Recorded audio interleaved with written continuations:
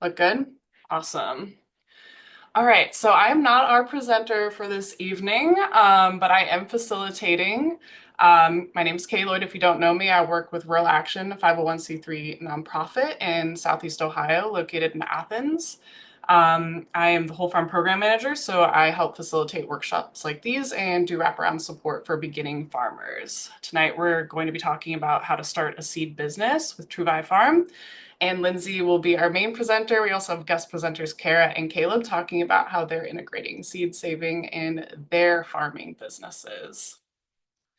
So just to start, briefly to go over the agenda, we're going to do, I think because we have about 15 people, we're going to do group introductions where you can come off mic. We'll do those. Lindsay will model what that'll look like. Then we'll go over why you might grow seed crops, what you need to consider in growing seed crops, go over some examples and some seed stories with Kara and Caleb, how to do breeding and stewardship work. And then at the end, if we go a little bit over in time, we typically like to do parking lot with these webinars. So we'll turn off the recording, stay on a little bit past 8. If we have some lingering questions or conversations, stay on as long as you like. I'll stay on Zoom and we can continue the conversation that way. Here's a photo of Lindsay hosting a seed saving workshop in person. We hope to do an in-person version of this workshop maybe in the fall, but are happy to present this as a webinar as a way to get folks that are a little bit more spread out further away from Athens engaged in talking about seed saving. So, Lindsay, would you mind modeling what our intros might look like? Real speedy quick like. Yeah, we're going to keep it moving. All right. So I'm Lindsay from Trouvaille Farm in Athens, Ohio, and I've been saving seeds for 7 years. I grow on contract. Hi, I'm Kara Olson. I own Attican Farms. It's a farm in Athens County, Ohio, southeastern Ohio as well.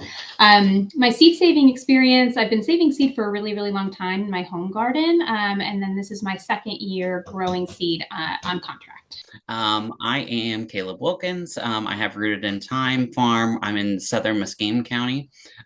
This is my second year growing seed for contract, but for just like everyone else, kind of have collected native seeds and seeds from my own garden. But this will be my second year continuing to do it for contract. Thank you, Caleb. Did I miss anyone else? I think that was everybody. And we had a few people introduce themselves in the chat, so thank you for that. Really appreciate it. It's good to know who's in the room. All right, Lindsay, you ready? Yeah, click again there, Katie. It has some effects. I didn't put them in. I think they were in the copy paste. I love them. I We love a slow fade. know. It looks good. I think it was college. Yeah, okay. Hi again, Lindsay at Trouvaille Farm. So I'm in southeastern Ohio. Um, just give a little context here for me and how I got into seed work. I currently am on 80 acres. We do pastured livestock, we grow produce for wholesale, and then seed crops, which means we're growing vegetable and flower seeds and selling them to seed companies. Background, I've been farming for 20 years or working on farms for 20 years. Most of the beginning of that was as a traveling cheesemaker. I got to live on both coasts and in between and a little bit abroad. And then about 7 years ago, we landed at this farm. I thought I would keep making cheese. We bought a dairy and intended to do that. But due to some health hurdles and other things, I had to pivot. And so I kind of looked around at what else I could do or knew how to do. And seeds was one of many things we tried out. A lot of things failed. Seeds stuck. And, where I pulled out seeds, I really didn't have much experience. I had no formal training. I had been saving a little bit of seeds for myself, which it sounds like a lot of us have here. And I had one single contact in the seed industry between my like roving cheesemaker days. I spent one homeless winter on a commune that owns a seed company. It's called Southern Exposure Seed Exchange in Virginia. And to live on the commune, you got to work. So I would learn some things about the seed processing. It was winter work, so it's a lot of like cleaning seeds and shipping garlic and stuff like that. So I called back on that contact and said, "Can I grow something for you?" And they offered me a watermelon contract. And then from there, it was just to grow the business beyond that one contact. It was a lot of cold calls. It was a lot of like YouTube videos about how to clean different crops. And we've built it now to where seeds are about a third of our income, usually, and almost all of that is on contract with different regional seed companies. And, I've worked for about 12 different companies, but now I'm down to just a handful. Go ahead, Katie. So let's start with the why. I'm curious to hear y'all's why, maybe a little bit. If anybody has a strong why they don't hear me say, let's please chime in at the end, or you can put it in the chat. But my whys, we need regionally adapted seeds. A lot of the seeds in this country are grown in the Northeast and the Pacific Northwest, where they have moderate summers and dry falls, and that's not us at all. And so because the seed is grown there, the seed is adapted to that. And when I lived on the coast, I thought I was like such a good gardener. And then I moved here and I found out I'm not. I was just living in areas that garden seeds are adapted to. So that has been a learning curve. We get all the diseases here and we get all the pests, the northern ones and the southern ones. We get both. And so we actually have a wonderful opportunity to adapt seeds for disease resistance and pest resistance. Okay. Also, just sovereignty and independence from consolidated industries. I think this resonates extra right now as power continues to consolidate. Do we want our food system, the basis of our food system, seeds wrapped up in that? I don't. A lot of us rely on certain varieties that we buy every year from certain sources, and they can just discontinue them, which many of us have experienced. And then also just, zooming back in on the business side, it does add diversity to your revenue stream. So it is like one more set of customers and one more thing that if other things fail, this might not. And personal reason I love it is just like endless skill building. I still feel like a beginner every single year, and I kind of like that. I will never feel like an expert, and I enjoy that. So yeah, anybody else? Does anybody have anything I missed on this list for their why they want to?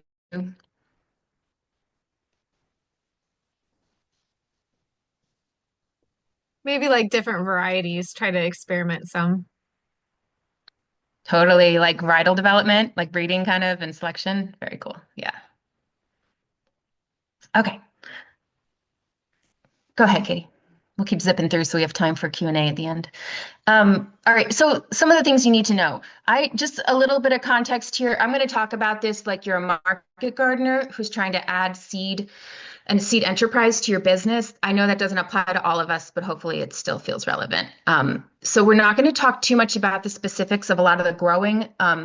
That I would be here all day and all night. If I did, I could keep going. So we do have some resources. I think you got them in an email today. Is that right, Katie? They should have gotten them in email. And then is the link, yeah.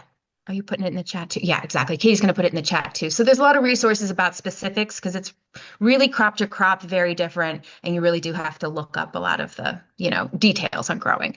But essentially, if you are already growing market crops, you're like most of the way there.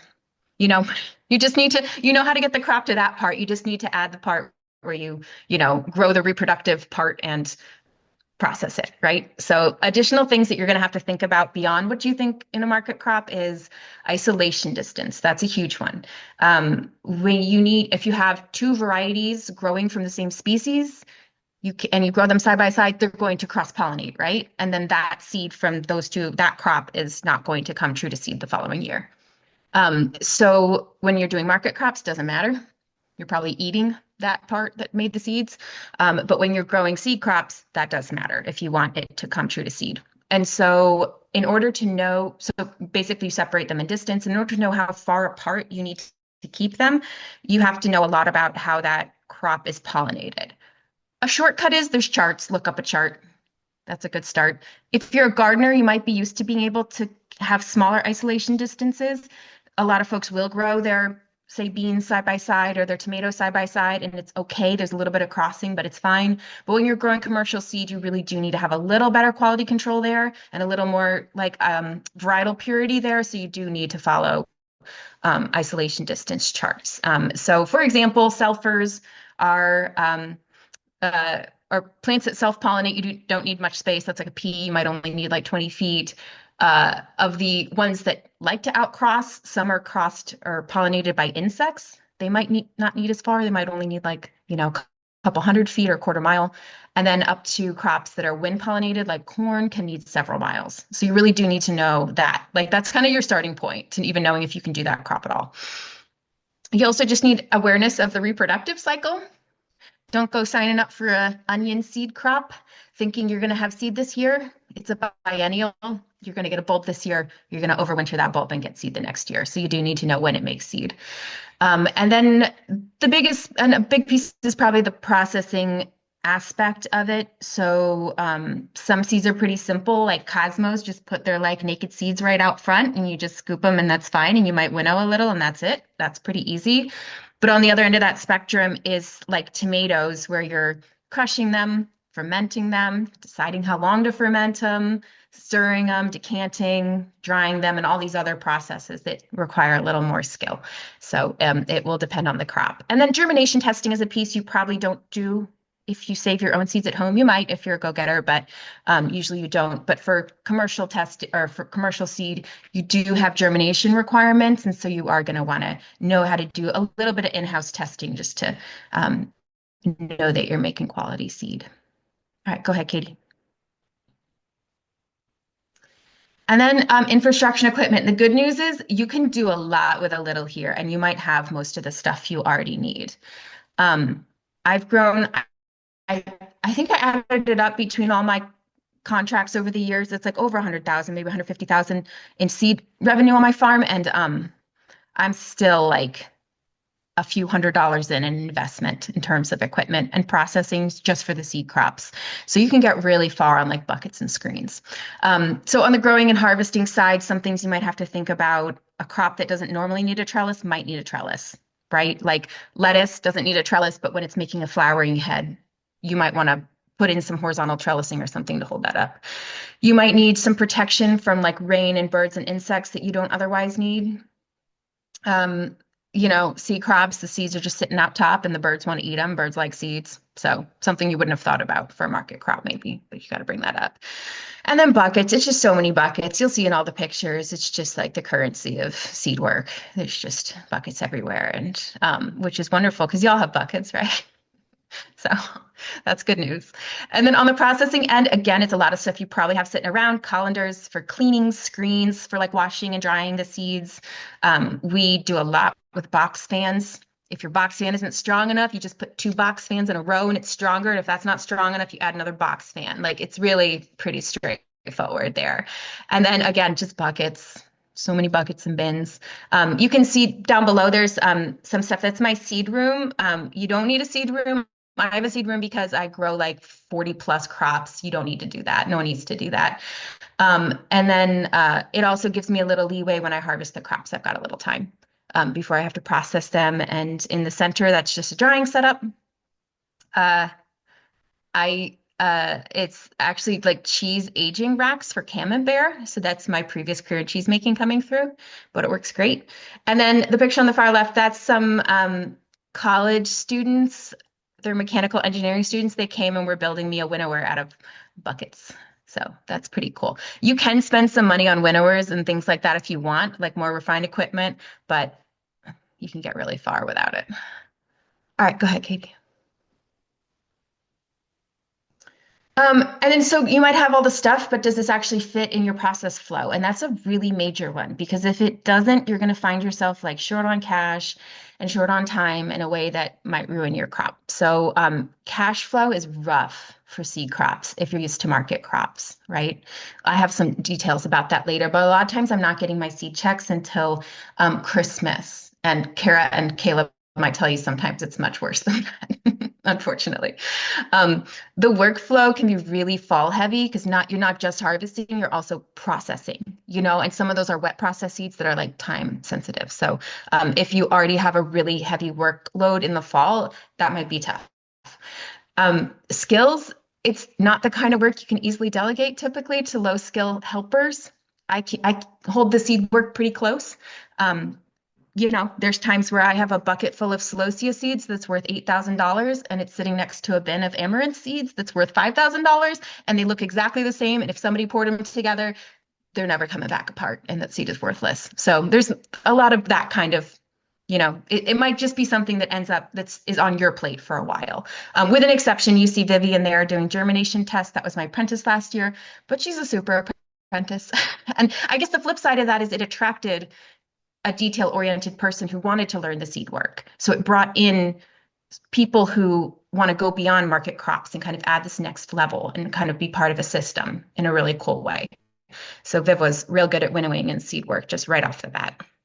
Um, and then your surroundings. So I'm lucky, none of my neighbors garden, not like for half mile. So I don't really have to worry about what they're growing in their gardens. But if you're around other growers, like gardeners or community plot or something, that can be pretty tough. You're either going to need to coordinate and everybody grows the same variety. I know some people do that. They give all their neighbors the same seeds, or you might have to do some like not grow the crop or have like barrier techniques. So instead of distance, you can use physical barriers, which I find incredibly time consuming and annoying. So I just don't bother if I don't have the isolation. Yeah, go ahead, Katie.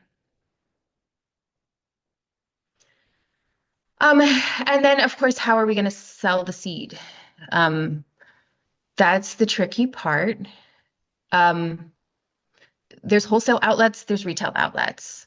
Of the wholesale outlets, options you could grow on spec, meaning you just grow what you want to grow. Say you grow a pound of a tomato seed, you clean it, you've got it ready in, September, October, and you just go around trying to sell it to seed companies.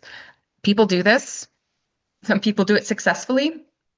I haven't had a ton of luck doing this. I'm just now getting around to where I can do this, but I have enough kind of like trusted contacts who are willing to buy seed from me on spec. That took a lot of work to get those relationships. So the benefit of it is you are setting your price and you are growing what you want. The hard part is it's not a guaranteed sale. If you want a guaranteed sale, there's seed contracts. I want a guaranteed sale. I do seed contracts. The downside is I'm contracting with a seed company at the beginning of the year. They're giving me a list of seeds. We negotiate which ones I'll grow for them, the volume, how many ounces, how many pounds, and the price. There's a little bit of negotiation. A lot of times they really just want to hand me a contract and want me to sign it, but we do push back a bit and bump up the price a little. You grow the seed. Usually they send you the stock seed, so they send you the seed to grow. Although sometimes I do maintain my own stock seed for varieties I grow year over year for certain companies. Yeah, and then at the end of the season, you have the bulk seed and you're shipping that seed bulk. And then they test it and packet it and sell it. So all you're doing is sending big old bags of seed. And then the option of retail. If anybody wants to start a seed company, go for it. I admire you. The good reason to do retail seeds is that, it's the price you're getting is literally an order of magnitude more, right? Like a lot of times when there's a $5 packet of seeds on a website and I grew that seed, I made maybe 10%, sometimes 5% of that packet price is what I actually made for growing the seed. So there is a lot of markup, like even more than normal for other types of kind of wholesale retail relationships. But, that can get eaten up in packaging and marketing, and you open yourself up to a whole new world of regulation. And then you also do want to consider that the average, if you're selling online and you're shipping, you also have to meet the regulations of other states too that you're shipping to. So it can be kind of daunting, but people are doing it. So I wouldn't want to discourage. I just want to say it is kind of like the next level. And that said, you could be selling direct retail. Maybe that's a little easier because you're staying in the same state. I would love to see more Ohio seed companies. So don't let me get you down on that. All right, go ahead, Katie. And then which crops will you grow? Part of it's going to be either you're growing on spec and you're deciding you're growing for retail, you're deciding your catalog, or you're growing on contract and you're given maybe a list of options that you could grow from. How do you decide? Best to start with something you love. It really does help because then you're there more. You're like around the plant more and you actually like pay attention to when ripeness begins and that kind of thing. What does best in our region? Again, since we're not like the major seed growing regions, we do have the benefit of being able to say, hey, I can do something that needs a wet fall. I can do crops that require high heat. I have 150, 160-day growing season. I can do your okra. I can do your long season watermelons. And so sometimes you actually do become an asset, even though you do have all the diseases and pests that the other ones don't. You can, have something there where you can grow things other folks can't. Starting out, you might want to start with a less difficult seed to grow. So some people say like peas and lettuce are easy. I almost made a chart for this, but then like I looked up what other people think are easy, medium, and hard, and his mind's like opposite. So I don't think we can talk about it like that. So anyway, my hope for all of you is that you find a crop that you find so easy to grow and so natural and does best for you, and everyone else thinks it's hard. That's what I hope for you, that you can find those crops or that set of crops where for you they work, and you're unique in that way. Yeah, go ahead, Katie.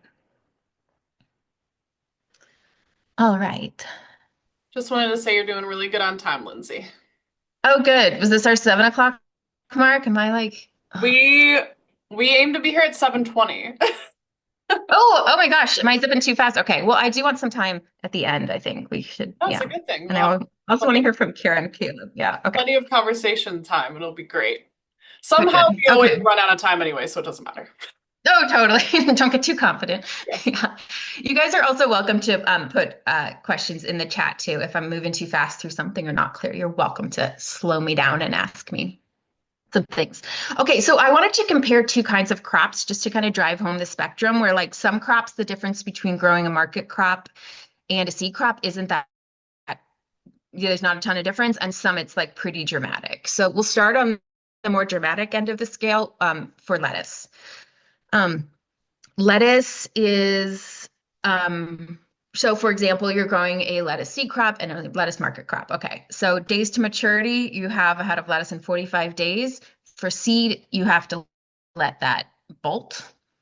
It's not always certain how long it's going to take to bolt. Different varieties have different lengths to bolt.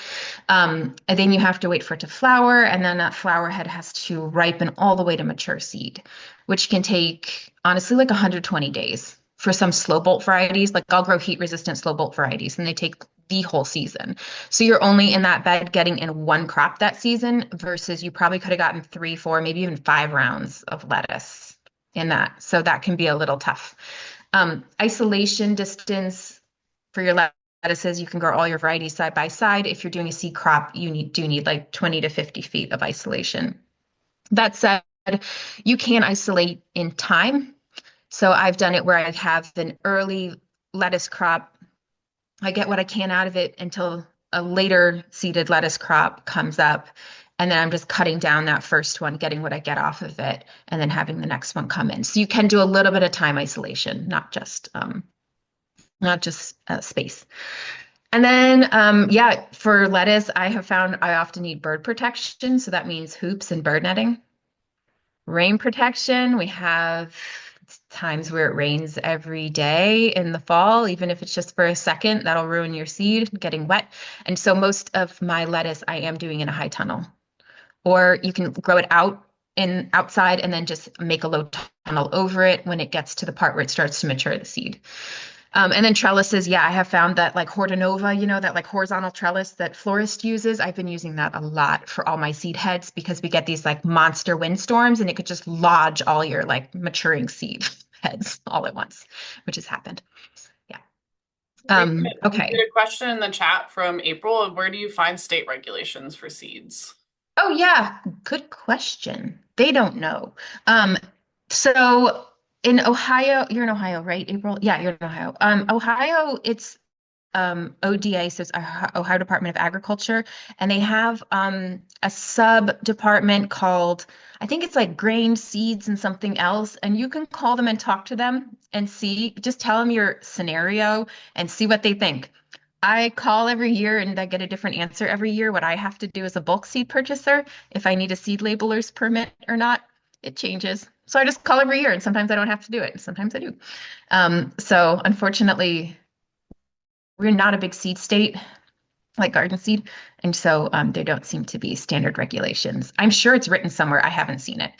But for the seed labeler's permit, if you do have to get that, it's basically you fill out an application and you pay $10 a year to keep your permit. And then every 6 months, you have to write down how many seeds you sold, like the bulk quantities of all the seeds you sold, and you pay a percentage of their value. And then you have to write them a check. So you write 3 checks a year. Mine never qualify for any of the categories. So then I just have to send them a $5 check for the heck of it. So I send them 3 checks a year. Okay. And no one bothers me. So, And then there's other regulations you would find is germination standards. So there are certain crops, not all crops, have standards for they have to meet a certain germination requirement, like percentage. Oh, thank you, Caleb. Caleb has found it. Thanks. Caleb just put it in the chat. And that is a national thing, so that you can look up national germination standards. Not all crops have them. If you're growing herbs and unusual stuff and natives, you probably don't have one. There's not a standard. Yeah. Great. Okay, next. All right, so the other side of that spectrum of a crop that's not that different from growing for market would be butternut. For those, pretty much a market-ready butternut squash probably has mature seeds. You definitely want it on the more mature, ripe end of what some people would sell, but a properly ripened butternut has properly ripened seeds inside of it. And so it's the same number of crops per season. You are worrying about isolation, and that can be tough, but that's the only major difference there, right? But that can be a pretty big issue because butternut is the same species as a lot of other delicious winter squashes. So if you have your butternut, you can't have your futsu, and you can't have your tromboncino and all these other lovely varieties. So that can be a limitation. And so at least on my farm, I look at isolations as like real estate. Like if somebody wants to contract with me for these are machada, cucurbita machadas. If somebody wants to contract a machada with me, the price has to be good because I have that opportunity loss of being able to grow other machadas for market or my CSA or myself. All right, Katie, go ahead. All right, so all those considerations we went through. Here's where I landed with that set for myself. And this has not been a straight path. I've been through many versions of it where I'm like, never going to grow this again, and then contract 20 pounds of it the next year. Yeah, it's definitely a work in process all the time. Right now, this year, my goals are I love that guaranteed sale. I also sell beef and wholesale vegetables and other things that are not a guaranteed sale. Like nothing else is a guaranteed sale. So to have just one thing that is nice. I like low input crops that are suited to our climate. I just am on the end of like letting it die rather than trying hard to save it, and low input and not buying much. So for me, I really look for adapted crops. To start with, some of the less adapted crops and special stuff you might get a higher paid price for. So if you are somebody who likes putting a lot of love and care and attention into something, there's opportunity there for someone who wants to do that. I want to double dip as market crops. So I want crops that are tasty enough that I can put them in my CSA, or pretty enough that Kindred Market will buy them from me wholesale, or common enough that I can also sell starts, like some tomato that people know or is neat enough. So I do need it to, in some way, bring in, when I'm growing that crop, be able to harvest from it or in some way take from it for some early season income, because that's really tough. That cash flow thing with the seeds can be really tough. So I need it to double dip. Oh, Anita asked, how do you know how much to plant to produce a specific amount of seed? Yeah, that's a really good question. It's trial and error. I could tell you, if I had a picture I didn't put in here. I wish it was here now, but like I had a picture that was how much I got from one plant, how much seed I got from one plant of cherry tomatoes versus one of a paste. And it was like 15 times more from the one plant of cherry tomato versus paste. And even within two cherry tomato varieties, one was like 3 times as much as the other cherry tomato variety. I keep this data for myself, and I have a spreadsheet that I'm happy to share with anybody that has historic data on how many plants I put in or how much bed feed I planted and the yield back on it. And there's a few people who have made charts, but again, the yields vary so much that it's really hard information. And I would say it's a really big issue in actually the seed world in general, is that we don't have that information. Everybody's guessing. And then you're either producing overage that you have to sell or you're sitting on, or, you estimate low and you didn't fulfill the contract as much as you could have. So I honestly do end up donating a lot of overage to seed libraries and other and taking it to seed swaps, which is good too. It's nice to have, but it'd be nice to make money on it also. It's a really good question. Caleb or Kara, do you guys have any good resources there or any other like ways you found how to know how much to grow? I don't. I basically relied on you. And then also when I have had my contracts and they've sent me the seed, a lot of times I'm like, well, I'm sure they kind of know how much, and I'll just plant what they gave me. So sometimes that's paid off and it's been correct. And sometimes I've had like way too much. But yeah. Yeah, Totally. When they're like, we want 20 pounds of beans and they give you like a retail packet of seeds and you're like, don't you want a seed company? Anyway, sorry, go yeah. ahead, Caleb. For me, that was the most terrifying thing last year growing as, a first-time contract grower. They send you the seed and I was like not eating any of it. I was not doing anything with any of the products because I'm like, I'm not going to have enough. I'm not going to have enough. And then I thought about the drought. And then, so I was contracted to do 10 pounds of bean seed, but I ended up getting 30 pounds last year. And then I was contracted to do 10 ounces of pepper seed and I got 2 pounds. So I was terrified that I was not going to have enough. But those are things you can learn from. But I do find that is a very loaded question because you're constantly terrified through the year that I'm not going to have enough for this contract. And then if I have too much, are they even going to pay me for that if I send it? So those are all things that you could ask when you're looking at contract growing of, is the amount of seed. And I'm sure hopefully the person with the contract has some yield data for you. So they could give you some feedback that, yeah, we sent you plenty, or, be really careful with this because this is all we have. Yeah, that's a really good point. I always ask them anyway, and a lot of times they're like, how would I know? But there sometimes you can get a hold of whoever grew it the last time. I don't know. That can help.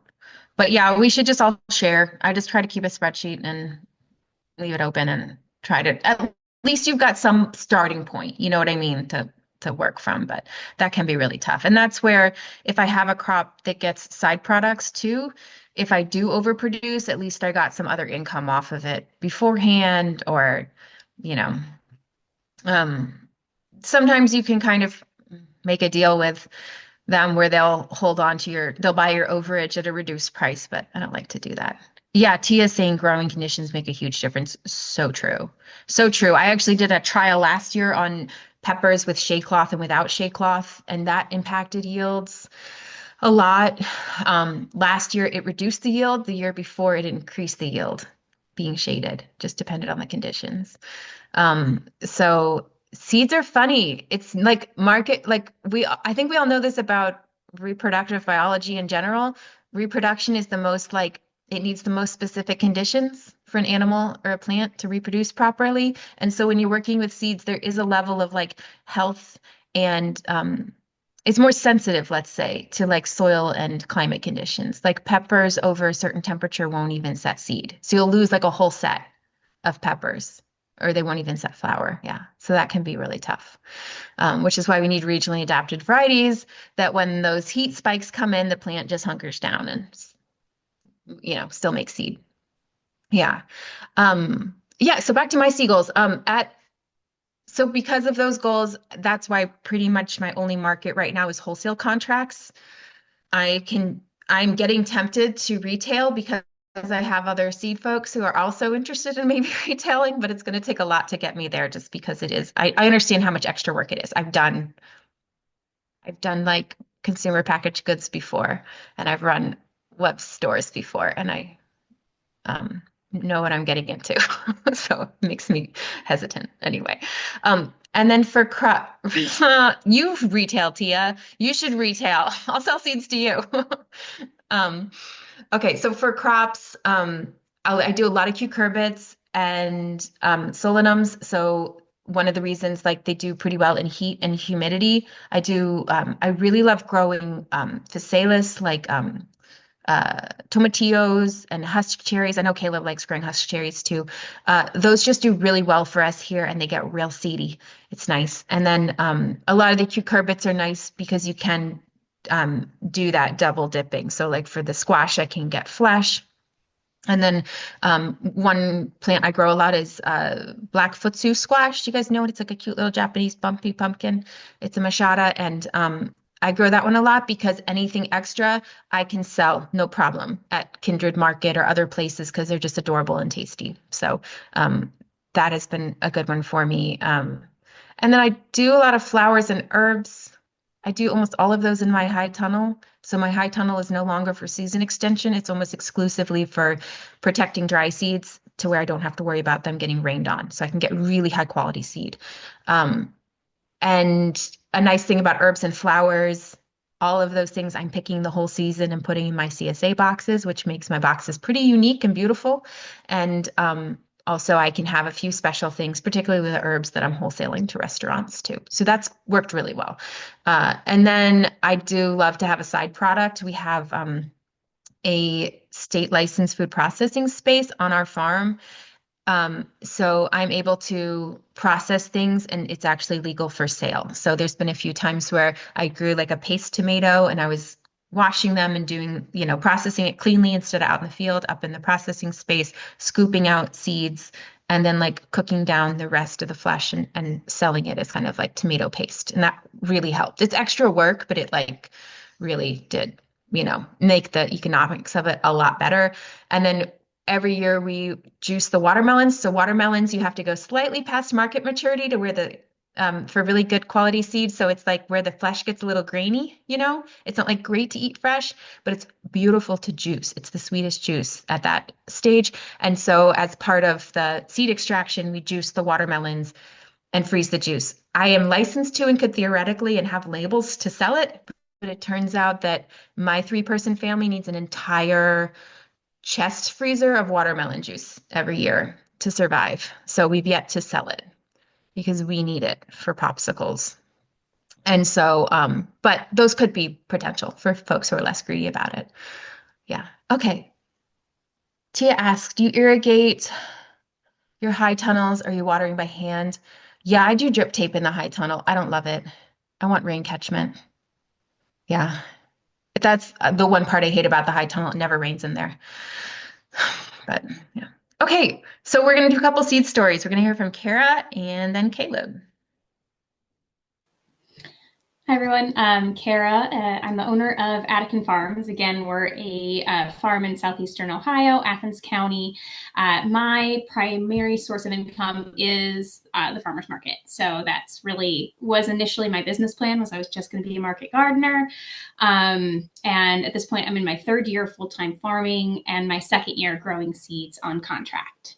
For me, I added seeds as an opportunity for an additional source of income on the farm. It became very clear early on that I was not going to make enough money at market to have a successful business. And really it kind of came at a serendipitous time. Lindsay had reached out to me randomly on Instagram and was like, hey, if you want to come over and talk seeds sometime. And so I did. We became fast friends, collaborators, and she helped me get my first seed contract, which was really exciting. Because for me, I don't know, I'm sure most of you, since you're on this call, seeds are like magic. You get like that little packet in the mail and it's just this little envelope of potential, these things that you can just see in your mind what they're going to do later. And so the opportunity to be a part of that process beyond a consumer was an exciting and kind of romantic, sentimental thing that, kind of got me hooked right away.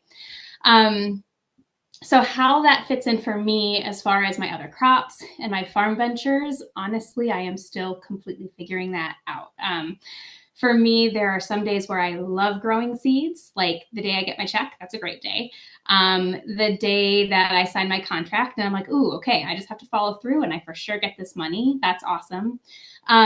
There's days where I'm thinking of all the things I need to do. I have all these plates spinning and I think about my seed crops. And normally I would be like, oh, I need to get up there and harvest before my tomatoes split. But I don't have to worry about it because it's not a market crop, right? I need to get up there soon, but it gives me sometimes the opportunity to prioritize something else because it's not quite as demanding as a market crop. You don't need it in that perfect, pristine condition for it to be worth what you need it to be worth.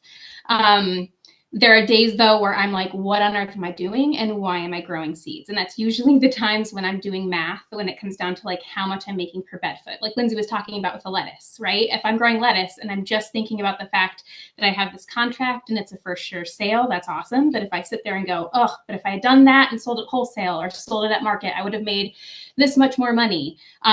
Those are the times that I start to question. But at the same time, just because you can grow something doesn't mean that you can sell it. And so I find that the security that comes from a contract outweighs kind of the questions sometimes I have with like, am I maximizing my potential as far as my income goes?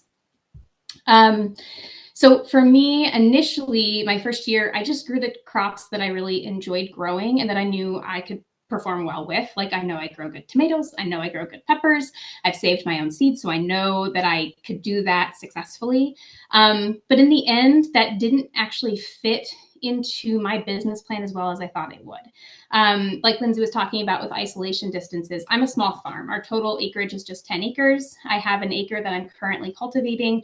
And so for me, all of a sudden, if I have, like, I grow a lot of varieties of things. So I had 50 different types of peppers last year. I grow a lot of different types of tomatoes.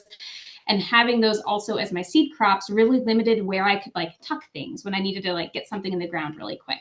And again, I'm a small property, 10 acres. So I had this perfect spot planned. I had everything tilled and amended. I was ready to put my pepper crop in there for seeds.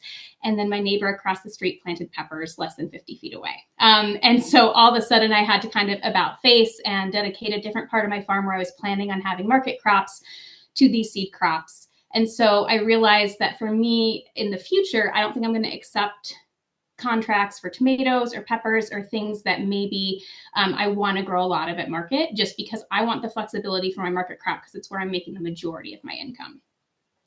So this year, I kind of still accepted those contracts, honoring commitments that I had made, but now really trying to think forward and being very intentional in the things that I'm growing seed for. By nature, I'm one of those people, like, if you ask me to do something, sure, I'll try it. Like, throw something at me, I'll do it. And I just say yes right away. And realizing that for my business and where seeds fit in, I need to be very intentional about what makes sense for me and what makes sense with my market crops. Okay, Katie, you can go to the next one.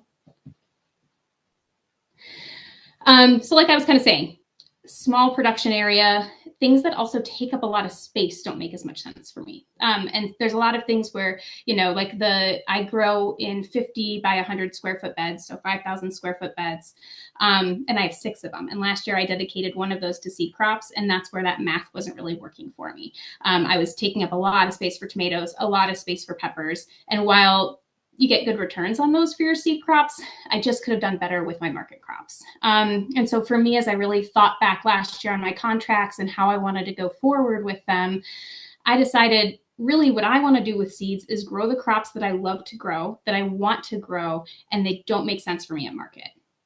My initial business plan was to grow vegetables and to do cut flowers. And I love growing cut flowers. I loved selling cut flowers. But in the end, I am one person. I'm the only full-time employee of my farm. So when I'm harvesting from like dawn till, you know, the sun sets. And when I was doing flowers, then I was arranging until about 4 a.m, then getting up at 7 to go to market. And it just wasn't sustainable for me. And it wasn't profitable enough at market to make that time sacrifice worth it. But I love growing flowers. And so that was really kind of a sad thing to reckon with. And then I realized, oh, seeds are actually a perfect opportunity for me to grow something that I love to grow. And even there's a little less pressure, right? Like if a cucumber beetle takes a bite out of my perfect dahlia, it doesn't matter as much for a seed crop as it does when I'm trying to have this beautiful, pristine, perfect flower in a bouquet for market.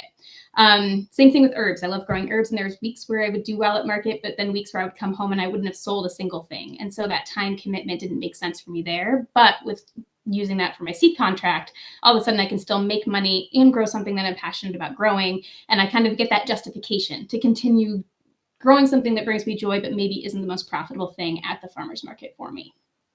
I know I talked about like, oh, I'm debating if I'm doing peppers because they take up so much space. For me, I love growing peppers to dry. That's like probably a third of the peppers that I grow are just varieties that I dry and I eat through the winter.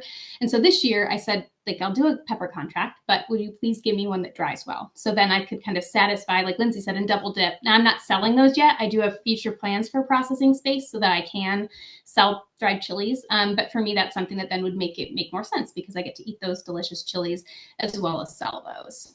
And so for me, when I talk about like my future goals with seed, first and foremost, it's just finding more ways to make it work. Like, what are, again, those things I want to be able to grow, I want to have on my farm? How can I make these contracts work for me? Not just like monetarily, but kind of satisfying the things that I want to grow or I want to do on my farm. Another thing I'd love to do is just do more collaboration with other local growers. Collaboration is one of those things like Lindsay and I talk about a lot. Farmers historically collaborated so much, and especially in a rural area, it's really easy to become isolated. So thinking about ideas of how we can kind of leverage power together, right? Is it growing a large amount of seed and kind of coordinating that so we can negotiate better prices? Is that trying to start some type of like collective where we share seed cleaning equipment and can really kind of utilize things like that? And then Lindsay, saying if you want to start a seed company, go for it. I would love to sell like packages of seeds. I'm not looking to like ship them everywhere. But we have like a wonderful market in town, a wonderful nursery in town, both of which sell seeds. And I think would be really excited to have a small selection of regionally adapted, locally grown seed. And so the idea of selling like small seed packages just locally for a little bit of a way to kind of increase our profits. Because like Lindsay said, I did the math on my contracts last year. I made about 5% of the package price. And while, again, there's a lot of risk that goes into running a seed company and there's a lot of money and time that goes into it, it's easy to sit there when you're doing the math and go like, oh, but if I packaged a few of those and just like sold a little bit, I can make a little bit more money off of that. And again, have just another revenue stream on the farm. And so, yeah, that's kind of my story and where I'm looking and what I'm trying to do. Thanks, Kara. I love those pollinators loving those flowers. Oh, they were all over them. I'm sure. Caleb. Okay, so I'm Caleb Wilkins. I have Rooted in Time Farm. So for the last 25 years, we've had Circle Katy Tree Farm, which we primarily have just sold Christmas trees. So growing up, being 8 years old, planting Christmas trees, I was like, I never want to be a farmer. But now I love it. But the thing with Christmas trees is, you only make money once a year. So it's kind of a 1 month kind of busy every weekend out there selling Christmas trees. But me and my family, we all work other full-time jobs to support the Christmas tree business. So I'm actually a nurse practitioner by trade. So I worked in a small county in Morgan County, Ohio. We were 45 minutes from any hospital system. So I worked in this kind of isolated community that really didn't have a really great place for, fresh fruits and vegetables. So that's why I started Rooted in Time. And it's all kind of situated around growing open pollinated varieties, looking at, like heirloom seeds, looking at how do we continue to strengthen the community with fresh food and things around climate change. So that was really what brought me to, market farming. But then, you start thinking about the sustainability of it when we look at, regionally adapted seeds. And then that's kind of what led me to seed farming. So last year, again, that was my first year doing contract seeds. And it definitely was what I liked about what brought me to deciding, yes, I want to do some seed contracts was that, I can put all this work in, go to market. And then at the end of the day, when you still have, a box of lettuce or tomatoes or cucumbers or peppers, you're like, where do I sell these things? I put all this work into it. And now I have a product that is perishable that I need to offload somewhere. And that's where with seed crops, I liked that guaranteed sale. I liked that, you didn't have to stand at market and beg people to buy it. It was really, you put the best work you can into getting good, viable seeds and you get paid for it.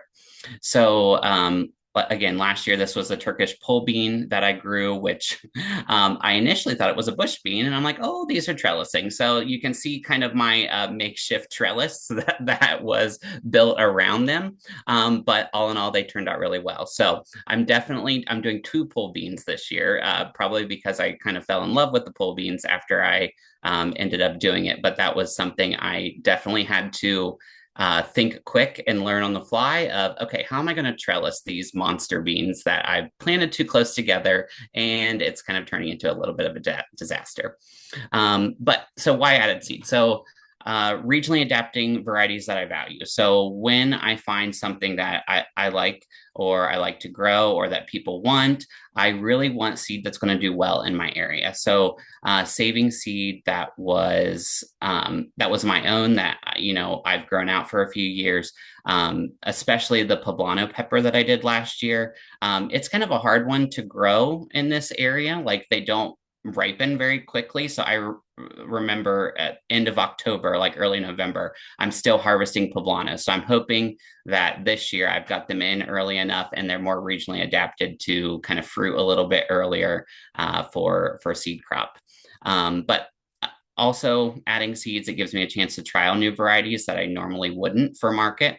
So I can kind of try them out a year before with seed crops, and then see if I want to incorporate that into market products next year. And then one good thing I want to explore more is doing value added things with parts of seeds.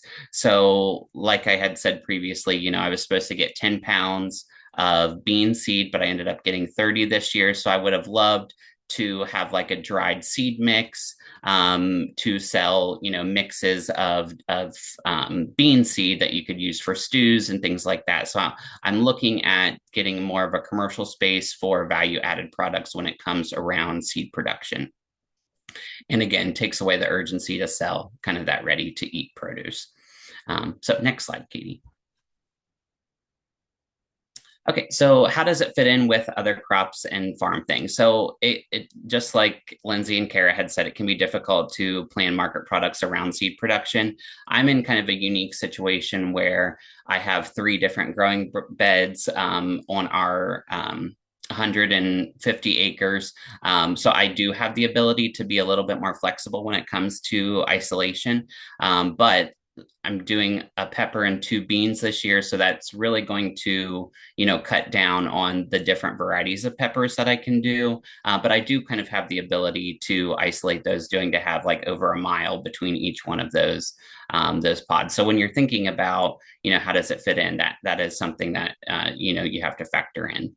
And then it also fits in using those collected seeds like the next year to do plant starts, because if you have something that's a little bit more non-traditional, if you save some seeds back for yourself, you can have, when you start to do those plant starts, you can have people that actually come to you because they're interested in more, not your beefsteak tomatoes, not your early girls, the things that people really can get at a garden center. So that has helped me this year when marketing different varieties of things that I've saved that they can't get plant starts of, just anywhere at any, garden store.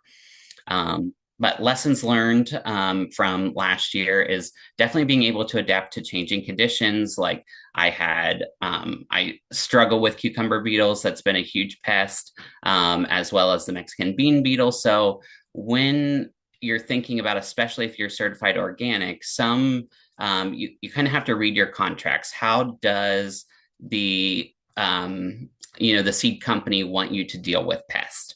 So if you are, certified organic, you have to think, okay, what means does the seed company want me to do to save these seeds from pests versus, what are your own beliefs around, pest control. So that was something when battling bean beetles, I did beneficial or predatory insects last year. So tried to do more things that were, more along my personal views of, growing things organically, to try to avoid some of those, kind of chemical controls of pests. But when it comes down to it, it is a seed crop. So they want you to follow your, depending on what grower you grow for, or what company you grow for, what kind of control they want you to use there. So that should all be things you want to look at in your contract to see, how do I save the seed from unknowns that can happen through the year. And then kind of having that need that I've learned for more seed processing knowledge. You get better at it every year. I put this second picture of bean seeds. That's my kitchen table. When we were drying bean seeds, I'm like, I need a bigger space for this. It just turned into, okay, we are not using our kitchen. We're shutting it down for the month of October because it is a seed processing space. So that is something, as we look to the future. I want to really develop a space to do value added products such as a commercial kitchen, and then getting more revenue from value added products from the other parts of seed growing, and then also continuing to look at regionally adapted seed to cut cost and improve my products.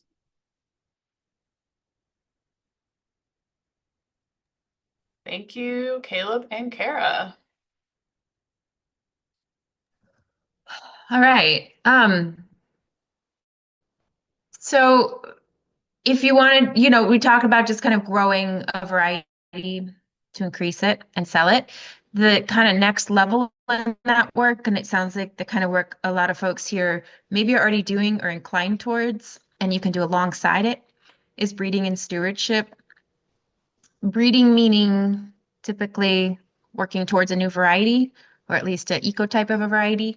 And then stewardship is more where you're working on a current variety and you're kind of caring for it year over year with breeding goals. So a simple version is simply you select the best seed from your plant every year. People have been doing it forever, right? That would be kind of a basic way to steward a variety. The next level would be doing some more intense work like roguing out off types, which could mean that when you're growing the variety, you decide every year you're going to kill the 20 worst plants. It's tough, but you're just going to go in there and chop them out. And then you're not only selecting the best, you're also removing the genetics of the worst, like before they flower, right? That's what roguing is. Sometimes you're actually doing this inside of a contract. A lot of my contracts ask me to rogue out the 10%, something like that, towards that improvement. If anyone asks you to do that, make them pay. Yes, I'll rogue. You're paying me for what I killed. But crossing, and then actual breeding work where you're crossing. This year I have 2 onions that I really love that I'm crossing together. Then I'm going to get, a crazy hybrid. I'm going to grow those out. There's going to be all kinds of phenotypes popping up, and then I'm going to start selecting from that work. And again, that's all work that humans have been doing forever. You do not need to be a scientist. This is accessible to everyone. That work could be, like we said, do it yourself. You don't need to read a book about it even, just truly just do that. Or you can seek collaboration and you can make it a little more formal with another researcher. There's actually some pretty great folks at OSU who are in sustainable agriculture who are really into helping that. There's a organic farmer research network. I think, is that anybody else? Yeah, I think that's what it's called. They meet monthly and they're really into creating farmer and researcher collaborations. I benefited from them a lot. And then there's also grant funding as an option. So the pictures you see down there are from last year.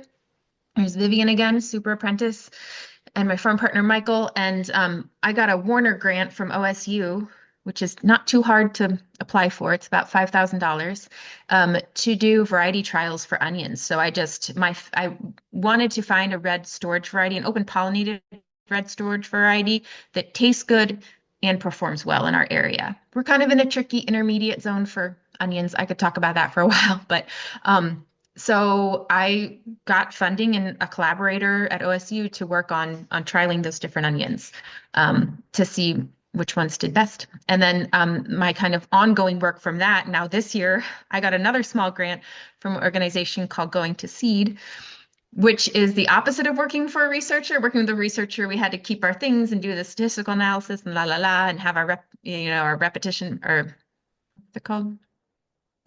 It had to be reproducible. But then replication, that's it. Thank you. I just wrote the closeout of that grant. I think I'd know. then I'm getting a different kind of grant funding this year. It's not as much money, but they literally just want you to plant every seed you can find and cross them all and get this wild Grex, which is it's a genetically diverse breeding population. And you just like cross them all and then plant that seed next year and then select from that. And that's a more like chaotic way to create a new variety. Who's the chaos gardener? I feel like that, Sam, is that you? I feel like that would appeal to you. Anyway.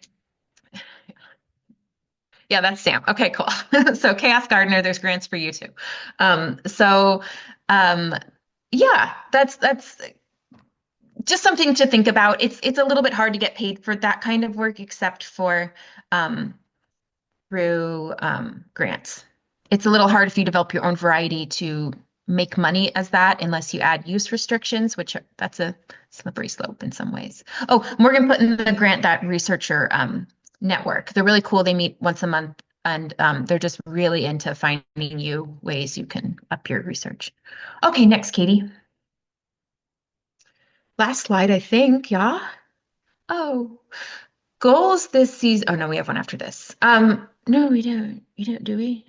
What are your goals this season? Just a little minute for everybody to reflect about how you're going to level up your seed game this year. If you're not growing anything, like just find your favorite crop and learn how to save seed on it. Just keep it back. Even if it's not perfect and your isolations aren't perfect, if you're growing it for yourself, okay, like a little crossing, it's not the end of the world. You could start selecting an existing variety for a certain goal. Like Caleb was saying, he likes to choose varieties he likes and then adapt them for what he needs them to be, which is really cool. That's kind of the concept of ecotypes, where it's like we have this beloved tomato variety, but we have, for example, there's a watermelon Crimson Sweet, which is used commercially all over the place. And somebody in Virginia put a lot of work into coming up with a Virginia selection of it that grows really well for us, whereas the other selections at Crimson Sweet, not so much for, yeah. You could get in touch with a seed company. It never hurts to start those relationships early. It's a little late to get a contract, but not this year. Everybody's behind and weird this year. We're still figuring stuff out. I'm still signing contracts or not. We're still adjusting numbers. That's crazy. It's usually done by like February or March, but it's a weird year. And you could do that, start establishing those relationships, even if you're not growing this year for them. It's really good to start having those conversations early. They could also see contract managers can really get you in on like what crops nobody's growing. So like everybody keeps telling me, you got to grow sweet pea seeds. No one's growing sweet pea seeds and there's huge demand. Okay. So I'm working on sweet pea to get good at it enough to where I feel like I can do a contract. I haven't figured out how to get them reliable enough yet. So I'm growing them on the side and I have all these lovely sweet peas. And then, yeah, lastly, help us build community around seed, like commercially growing seed. There's some cool like seed libraries and seed swaps and seed sharing community, which is awesome. And building on that for commercial growers to advocate together, negotiate better terms for our contracts together.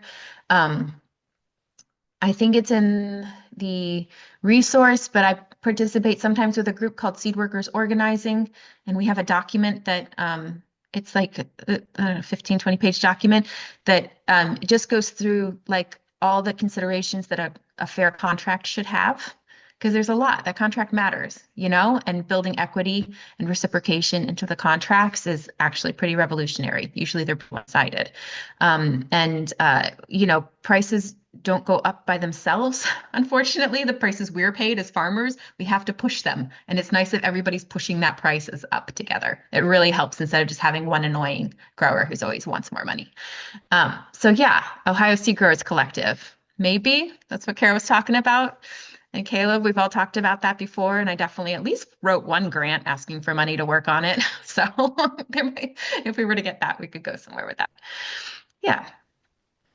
Well, thanks, guys. I hope we can do one at the farm. We can do a workshop at the farm later, so we can like look at stuff and do some processing and when that talk money more specifically if you want. Exists and has been planned, we will let you all know. It's nice to get on the farm, but it's also nice to be able to come in from wherever you are and talk seeds with Lindsay and Caleb and Kara. Everybody, thanks so much for joining.